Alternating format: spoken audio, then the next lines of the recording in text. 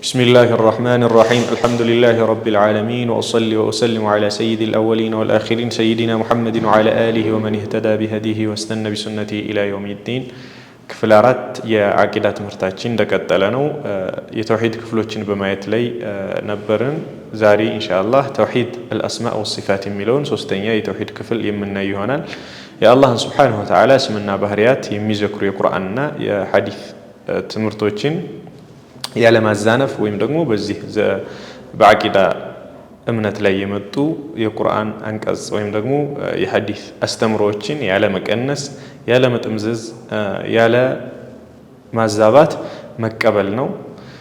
የአስማኡ ሲፋት የአላህን Subhanahu Wa Ta'ala ባህሪያት የአላህን Subhanahu Wa Ta'ala ስሞች ይዳስሳል ማለት ነው።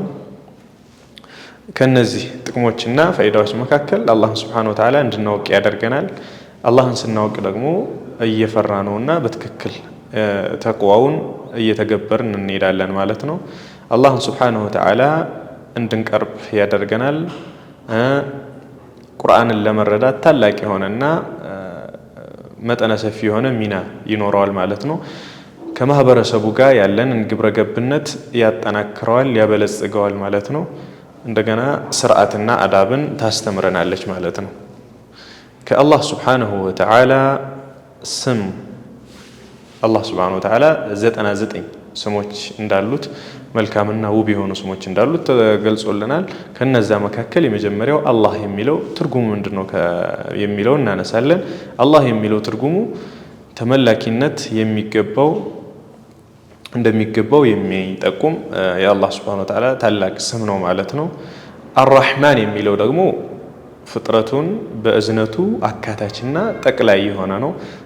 አርራሂም የሚለው ደግሞ እዝነቱ በሙእሚኖች ላይ ለየት ያለ የሆነ አዛኝ የሚለውን ይሰጠናል ማለት ነው።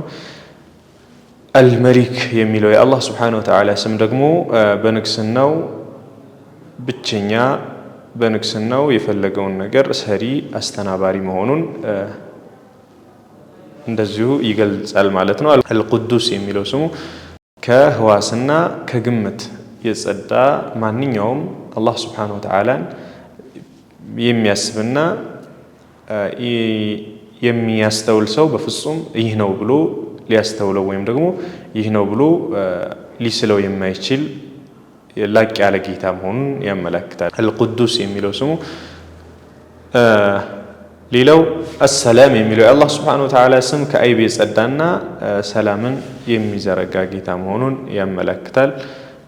ከብዙ በጥቂቱ ከአላህ Subhanahu Wa Ta'ala ስሞች መካከል እነዚህን ካየን ቀጥሎ እንግዲህ አላህን Subhanahu Wa Ta'ala በዋነኛነት ነጥቦች አሉት አቂዳ የሚባለው ዘርፍ ማለት ነው። የመጀመሪያ አላህን Subhanahu Wa Ta'ala ማወቅ ነው። አላህን Subhanahu Wa Ta'ala የምናውቀው በምንድነው? በመረጃ በተደገፈ መልኩ ነው ማለት ነው። ከትክክለኛ